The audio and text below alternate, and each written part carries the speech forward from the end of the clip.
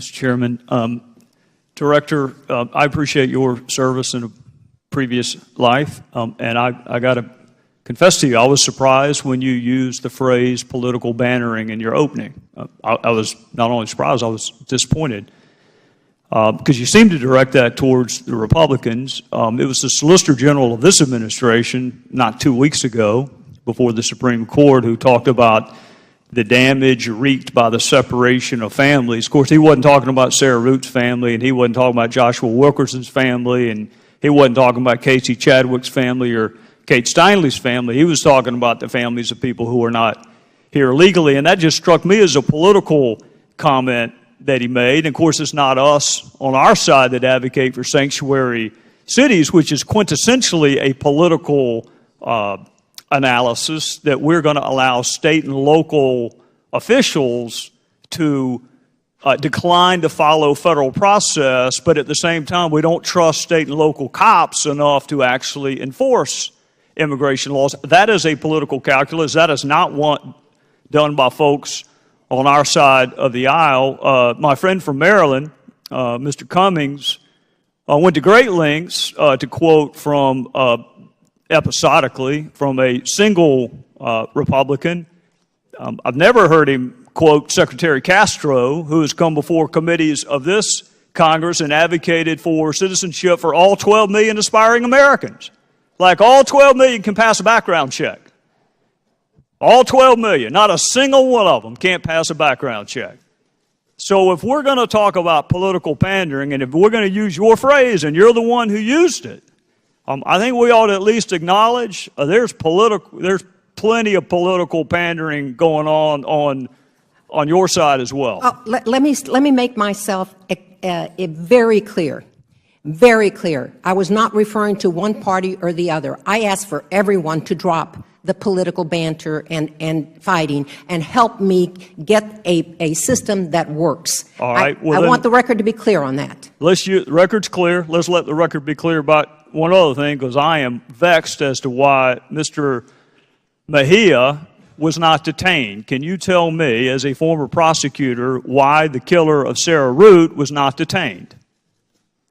An individual from ICE looked at the specific facts and circumstances related to that matter. This individual had no criminal convictions, previous criminal convictions, and made a determination based on his judgment that he did not need to be detained. And surely, you and I disagree with that? No. It's more than that you and I disagree with that.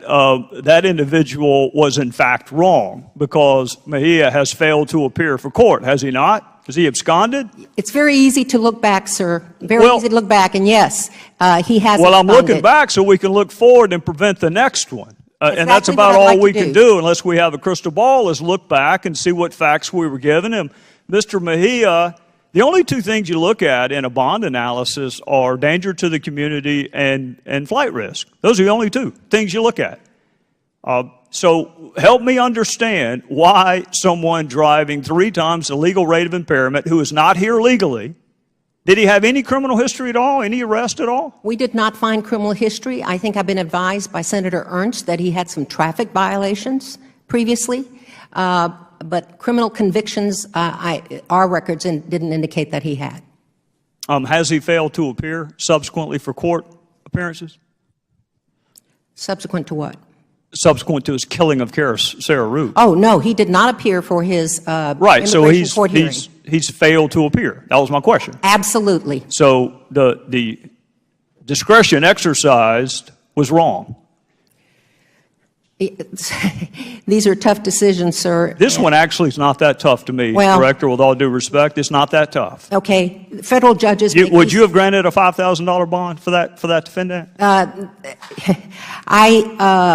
I don't think the bond was set at $5,000. No, it was $50,000, which means he had to post $5,000. Yes. Would you have set that? I would not. If I were a judge of that state court, and I believe that was a judge of the state court system who made that decision. Another factor that the officer from ICE might have looked at in making his decision. I will tell you, judges, make tough decisions every day, and we can point to judges. I was on the receiving end of many of these as a prosecutor, asking for bond, asking for detention, and a federal judge said no, and later that person absconded.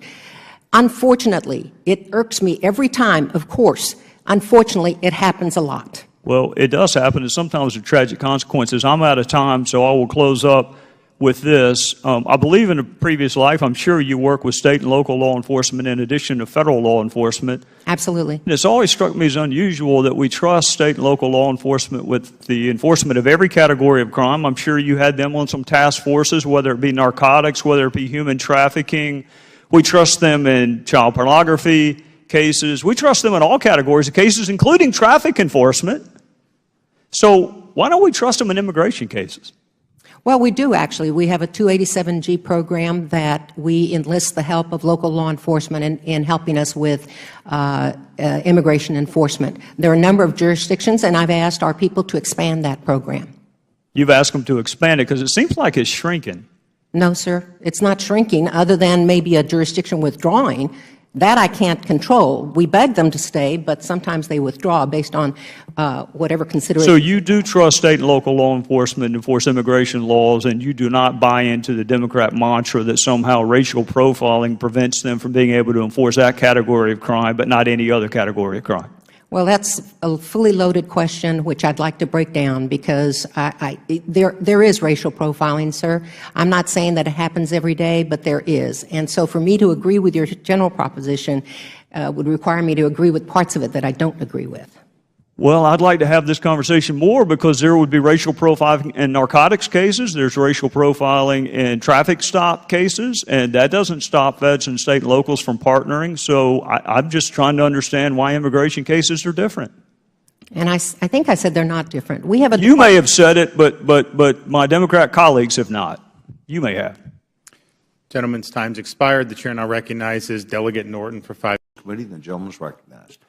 Thank you, Mr. Chairman. I want to thank you for the opportunity of appearing before this august committee, particularly with my friend and colleague from California. Mr. Chairman, the thread that holds the tapestry of our country together is respect for and adherence to the rule of law. The law is the single greatest unifying and equalizing force that we have. The law, Mr. Chairman, is symbolized by a blindfolded woman holding nothing but a set of scales and a sword, because the law is simultaneously both a shield and a sword, and it is the foundation upon which this republic stands, and quite simply, it is what binds us together. So attempts to undermine the law via executive fiat, Mr. Chairman, frankly, regardless of motivation, are detrimental to that foundation. In 2014, President Obama announced his plan for one of the largest extra-constitutional acts ever presented by a chief executive, and he declared unilaterally almost 5 million undocumented immigrants would receive deferred action under some newfangled definition of prosecutorial discretion. In addition to using discretion as a license to rewrite the law, he also planned to confer affirmative benefits, such as work authorization and lawful presence. You may like the policy, Mr. Chairman. You may wish the policy were the law. But one person does not make the law in a republic. If you enjoy a single person making the law, you should perhaps investigate living in another country, because that is not the country that our framers gave us, nor have generations of our fellow citizens fought for, served in, and sacrificed for a single person to unilaterally make the law. The president has recognized, Mr. Chairman, on his own initiative 20 separate times that he lacked the power to do exactly what he did. In 2011, he said, and I quote, "The notion that I could just suspend deportations through executive orders, that is just not the case." And he told us time and time again, Mr. Chairman, that he was not a king. Now, his position may have changed, but the Constitution has not. The president can veto a bill for any reason or no reason. The president can refuse to defend the constitutionality of a statute, even a statute that he signs into law. He can issue pardons for violations of the very laws that he signs into existence, and he has prosecutorial discretion as evidenced and used through his U.S. attorneys.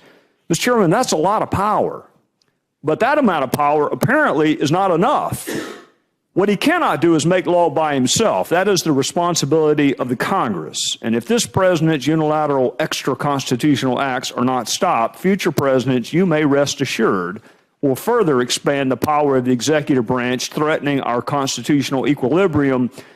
And, Mr. Chairman, I use that phrase because that is exactly what is at stake in this case, constitutional equilibrium. The same Constitution that provides that Congress shall pass law requires the chief executive to take care that the law is faithfully executed. And the facts at bar both of those constitutional precepts are at issue. The district court, as you know, Mr. Chairman, issued a temporary injunction against the administration's plan. The injunction was based on the fact that the administration violated the law in its haste to allow others to violate the law. The administration appealed and sought a stay before the Fifth Circuit Court of Appeals, and the Fifth Circuit denied both requests. For too long, Mr. Chairman, Congress has stood by while the executive branch has engaged in a variant of constitutional adverse possession. The president came on the floor of the People's House and said he would do it with or without us. With all due respect, he cannot and will not and should not do it with or without us. The House has the standing to bring this suit, but instead the states did.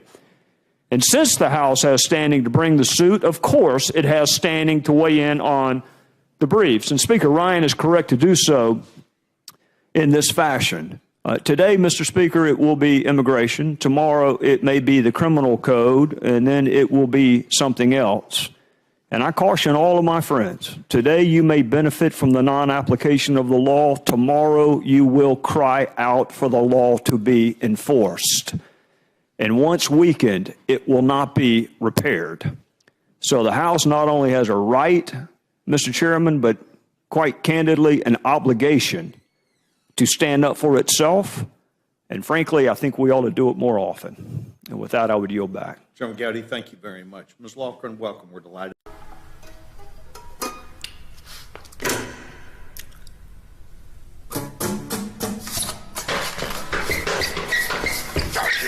Woo!